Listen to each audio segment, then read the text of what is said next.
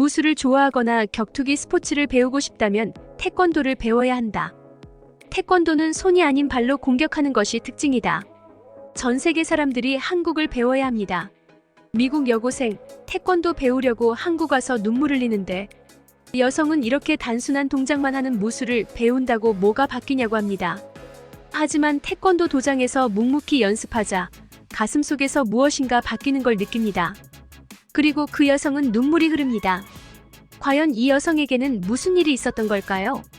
이 내용은 미국인 여성의 사연을 각색 재구성한 것입니다. 안녕하세요. 저는 미국에서 사는 레이첼입니다. 한국 유명한 태권도 도장에서 훈련하게 되어 한국 인천공항에 입국했습니다. 제가 한국을 오게 되다니 정말 감동적인 기분입니다. 한국행 비행기 안에서 제 예전 일이 생각나서 추억에 젖었습니다. 제 인생이 엉망이었을 때 저의 마음을 잡아주 어떤 일이 생각이 나네요. 저희 부모님은 제가 어렸을 때 이혼하였습니다. 그래서 아빠하고 둘만 살게 되었어요. 미국에서 이혼이 흔한 일이기는 하지만 저는 그때 충격이 너무 심했습니다. 냉정하게 떠나가는 엄마의 뒷모습을 본 일은 아직도 잊혀지지 않습니다. 부모님의 이혼 후에 저는 삐뚤어져 있었고 반항기가 가득했습니다. 중학생이 되고 서는 담배를 피우고 물건을 훔치는 무리들과 함께 어울렸습니다. 그때는 그게 멋져 보였고 저 자신을 지키는 방법이라고 생각했습니다. 결국 학교에서 아이들과 싸움에 휘말렸고 저는 정학까지 맞게 되었어요. 이런 제 상태를 알게 된 할아버지는 이대로는 안 되겠다고 생각하셨습니다. 그리고 제게 태권도를 배우게 하셨어요. 할아버지는 태권도는 존경과 규율을 가르친다는 걸 아셨고 저에게 그걸 배우게 하고 싶어 하셨어요. 처음에는 태권도장에 가기 싫어서 도망을 다녔어요. 하지만 할아버지는 저를 포기하지 않으셨고 어떻게든 저를 찾아내서 태권도 도장으로 데려가셨어요. 저는 어쩔 수 없이 태권도를 배우러 가게 되었습니다. 정말 편했던 점이라면 학교가 끝나면 태권도 도장의 차가 학교 근처로 데리러 왔어요. 아빠가 일을 해야 해서 저를 데리러 올 수 없었기 때문에 늘 통학버스를 타야 했는데 지저분한 통학버스를 타는 건 너무 싫었거든요.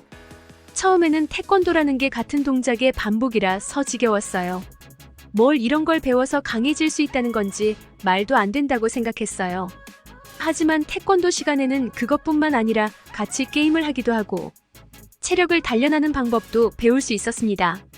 훈련하는 것은 처음에는 힘들었지만 저는 그 시간만큼은 제가 누구인지 제 상황이 어떤지 생각하지 않고 훈련에 땀을 흘렸어요. 그렇게 훈련하고 나면 답답했던 마음이 조금은 편해지는 걸 느꼈습니다. 그리고 훈련이 끝나고 멍하니 도장에 앉아 있었는데 갑자기 눈물이 났습니다. 적어도 저는 저를 사랑하는 할아버지와 아빠가 있으니까 괜찮다고 생각이 들었어요. 끝나고 나서는 공부를 가르쳐주기도 했어요. 저는 나쁜 친구들과 어울려서 노느라 학교 수업을 포기한 지 오래였습니다. 하지만 아무도 없는 집에 바로 가는 것이 싫어서 남아있다 보니 태권도 수업이 끝나고 공부를 할 수 있는 교실로 갔어요. 그곳에는 공부를 가르쳐주는 선생님이 있어서 뒤처진 공부를 할 수가 있었습니다. 공부를 못하다가 점점 실력이 올라가자 공부도 의외로 재미있다는 걸 알게 되었습니다. 태권도 사범님은 늘 작은 선행은 우리 눈에는 안 보이지만 세상에 큰 변화를 만들 수 있다고 말씀하셨어요. 우리가 힘들었고 기분 나빴던 하루가 힘겨웠을 때 누군가의 행동 덕분에 기분이 나아진 적 있지 않았냐고 하셨어요. 우리는 우리가 하는 행동의 힘을 생각해봐야 한다고 하시면서 좋은 행동을 하고 그 일을 공책에 적어오게 하셨습니다. 사범님은 자신이 이런 규칙을 정하게 된 이유는 수련생들의 행동을 바꿔서 좋은 습관으로 만들기 위해서라고 하셨어요. 일단 좋은 습관들 이 자리를 잡으면 삶이 바뀔 수 있으니 절대 포기하지 말고 작은 것부터 시작해보라고 하셨어요. 그래서 우리 도장을 다니는 아이들은 선행을 하는 것을 실행하였습니다. 처음에 저는 뭘 해야 할지 몰랐는데 다른 아이들이 집에서 청소한다거나 아침에 일찍 일어나는 것에서부터 부모님에게 아침 인사를 하는 등 정말 작은 일도 꾸준히 하는 모습을 보면서 저도 그런 걸 찾기 시작했어요. 그래서 제가 제일 먼저 한 일은 아빠한테 회사 잘 다녀오라는 인사를 하는 것이었습니다. 아빠는 제가 아침에 일찍 일어나지도 않고 눈도 잘 마주치지 않았는데 인사를 해주자 너무 놀라셨어요. 그리고 제게 고맙다고 말을 해주었는데 기분이 정말 좋았어요. 작은 선행을 하나씩 찾아서 하기 시작하자 저는 고맙다는 인사도 받고 제 기분도 무척 좋아진다는 걸 깨달았어요. 불량한 청소년이었던 제가 태권도 도장에서 3개월을 보내자 점점 달라지기 시작했습니다. 태권도 도장에서 사범님에게 배운 대로 허리를 숙여서 인사하고 사람들에게 감사하다고 말하기 시작한 것입니까? 학교 선생님도 늘 수업에는 흥미도 가지지 않던 제가 열심히 공부하는 모습에 놀라셨어요. 제가 변하는 모습을 본 이웃들도 도대체 어떻게 제가 이렇게 바르게 변하게 되었는지 물어봤습니다. 저는 태권도를 배우러 다니고 있다고 하자 자신의 아이들을 태권도 도장에 보내기 시작했습니다. 태권도는 미국 사회에 무척 긍정적인 영향력을 미치고 있는 것 같아요. 제가 태권도의 검은 띠를 따게 되었을 때 우리 도장에서는 제 상대가 없을 정도로 강해졌어요. 사범님은 제게 태권도 선수가 돼보는 게 어떻겠냐고 물어보셨어요. 저는 제가 인정을 받았다는 사실에 뛸 듯이 기뻤습니다. 하지만 정식 선수가 된다는 것은 그만큼 수업료와 여러 대회에 참가해야 해서 큰 비용이 들었습니다. 집의 형편이 그렇게 좋지 못했던 저는 마음은 그러고 싶었지만 선뜻 그러겠다 말할 수가 없었습니다. 저는 태권도 선수가 되고 싶은 마음과 돈이라는 큰 벽 앞에서 좌절감을 느꼈습니다. 그런데 어떻게 아시게 된 것인지 할아버지가 제게 오셔서 태권도 선수가 되라고 말씀하셨어요. 그러면서 모든 비용은 할아버지가 책임지겠다고 하셨어요. 그때부터 할아버지는 제가 태권도 선수가 될 수 있도록 돕기 위해 동네 폐품들을 모아서 파셨어요. 저는 너무 죄송스러운 마음에 저 때문에 그런 일까지 할 필요 없다고 말씀드렸지만 언제나 그 일이 내 손녀를 위한 일이라면 자부심을 느낀다고 말씀하셨어요. 할아버지는 부모님이 이혼한 후 아버지와 함께 사는 제가 엄마의 애정을 모르고 자란 것에 늘 마음이 아파하셨어요. 할머니마저 일찍 돌아가셨기 때문에 할아버지는 자기 손녀에 대한 애정을 표현하는 방법이 태권도 선수로서 잘해나갈 수 있도록 돕는 것으로 생각하셨고 굳은 일도 마다하지 않으셨어요. 제가 오늘 이렇게 태권도 선수로 활동할 수 있는 것은 모두 할아버지 덕분입니다. 저는 늘 할아버지의 마음이 너무 감사했습니다. 그래서 제가 할 수 있는 것보다 10배는 더 열심히 연습하였습니다. 새벽에 일어나서 늘 달리기 하고 근육 운동을 하였습니다. 학교를 다녀와서는 바로 태권도장에 향했으니까 늘 팔굽혀펴기와 윗몸 일으키기, 겨루기를 하루도 빠짐없이 하였어요. 그렇게 저는 작은 대회에서부터 두각을 나타내기 시작했습니다. 처음부터 우승하거나 한 건 아니었습니다. 하지만 작은 대회에 꾸준히 참가하다 보니 다른 선수들의 실력도 파악하게 되었고 제가 무엇이 부족하고 어떤 기술이 장점인지 알게 되었습니다. 그렇게 점점 제 장점 기술들을 늘려가면서 부족한 부분들을 채워나갔습니다. 그러자 고등학교에 올라갈 때쯤에는 제가 사는 LA를 대표하는 선수가 될 수 있었습니다. 그렇게 저는 한국으로 전지훈련을 올 수가 있었습니다. 사범님은 자신이 잘 아는 한국의 유명한 태권도 도장이 있다면서 방학 동안 그곳에 가서 한국의 훌륭한 선수들과 함께 연습하라고 하셨어요. 미국 내의 대회만 나가다가 처음으로 해외를 나오게 되었습니다. 처음 해외로 나온 거라서 정말 긴장이 되었어요. 미국에서도 비행기를 타고 어디를 가본 적이 없었는데 한국에 긴 시간이 걸려서 도착했는데 너무 놀랐습니다. 미국의 LA 국제공항도 정말 컸는데 한국의 인천공항은 그보다도 더 크고 넓고 깨끗했어요. 태권도의 고향인 한국을 늘 와보고 싶었는데 이렇게 오게 되다니 정말 마음이 두근거렸으니까 입국 절차를 밟고선 밖으로 나갔더니 한국 태권도 도장에서 오신 분이 저를 데리러 왔어요. 사범님과 친한 한국의 유명한 태권도 도장에 도착할 수 있었습니다. 한국에 도착한 첫날 모든 것이 새롭고 신기했습니다. 도장에 들어서자마자 저는 그곳의 엄격하고 전통적인 분위기에 압도당했어요. 도복을 입고 있는 수많은 사람 사이에서 저는 분명히 외국인이라는 것이 느껴졌습니다. 하지만 긴장을 풀고 도장의 일원이 되기로 마음먹었습니다. 첫 훈련은 정말 힘들었어요. 한국의 태권도 훈련 방식은 미국과 매우 달랐습니다. 기본기부터 시작해서 모든 동작 하나하나가 엄격하고 정확해야 했습니다. 처음으로 한국 선수와 대련을 하게 되었는데 그 선수는 저와 나이가 같은 이윤아라는 아이였어요. 저는 최근 들어서는 누구에게 져본 적이 없어 자신감이 넘쳤습니다.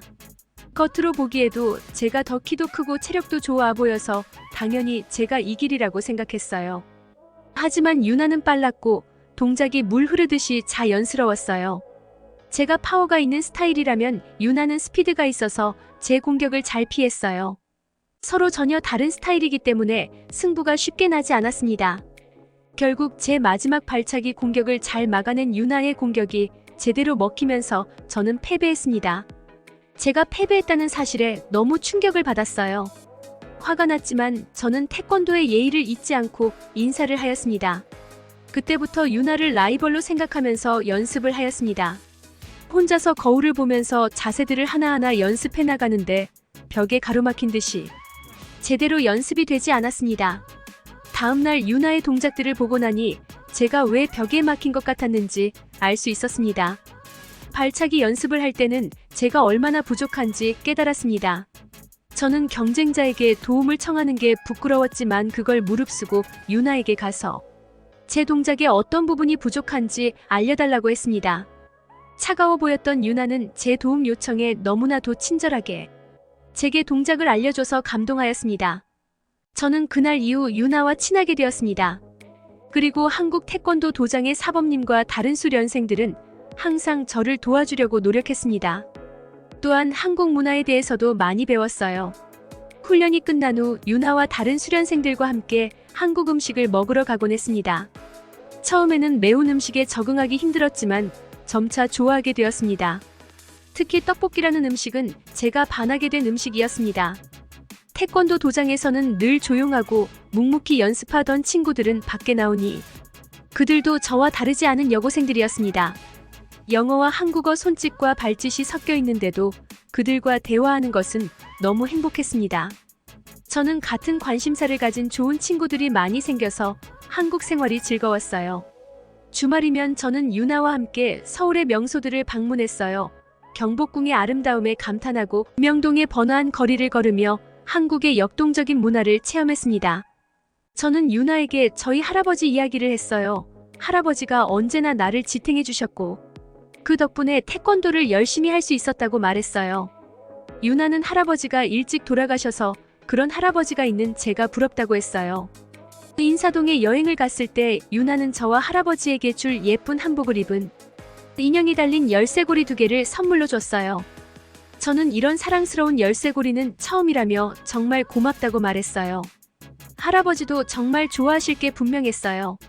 한국 사람들은 참 친절했고 다른 사람을 돕는 것을 좋아했어요. 한국의 거리들은 무척 깨끗했고 대중교통에서 는 질서를 잘 지켰어요. 미국에서와는 정말 다른 느낌이었는데 이런 경험들이 제 마음속에 깊이 새겨졌습니다. 한국에서 있어 보니 왜 태권도라는 무술이 한국에서 탄생했는지 이해할 수 있었어요. 한국은 예의를 알고 남을 위하며 정신적으로 수련을 하는 것이 중요하다는 것을 알게 했어요. 시간이 흘러 저는 점점 더 많은 것을 배워나갔습니다. 태권도 실력은 물론 인내와 극기, 그리고 한국 문화에 대한 이해가 되었어요. 도장에서의 생활은 처음의 어색함을 넘어서서 무엇과도 바꿀 수 없이 행복한 추억이 되어갔습니다. 전지훈련의 시간이 끝나가자 미국으로 돌아가는 게 슬펐지만 한국에서의 경험은 제 인생에 큰 영향을 미쳤습니다. 태권도에 대한 제 열정은 더욱 굳건해졌고 다른 문화를 이해하고 존중하는 법을 배웠습니다. 한국에서의 추억과 배운 것들을 가슴에 품고 저는 다시 미국으로 돌아갑니다. 그러나 언젠가는 다시 이 땅을 밟을 것이라는 희망을 품게 되었습니다. 제 꿈은 올림픽에 미국 대표로 나가서 금메달을 따는 것입니다. 그리고 할아버지에게 그 메달을 걸어드리고 싶습니다. 그 꿈을 이룰 때까지 포기하지 않고 열심히 해나가겠습니다. 이야기를 들어주셔서 감사합니다. 저의 이야기는 여기까지입니다. 여러분, 레이첼 씨의 이야기 어떻게 보셨나요? 한국의 태권도는 세계 여러 나라에서 많은 사람이 배우고 있습니다. 태권도는 단지 스포츠가 아닌 몸과 정신을 함께 단련합니다.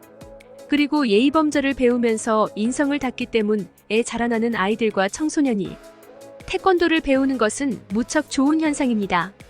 태권도가 레이첼 씨의 삶에 많은 도움을 준 것 같아서 기쁜 사연이었습니다. 응원합니다. 훌륭한 태권도 선수가 되어서 올림픽에서 금메달 꼭 따시길 기원할게요.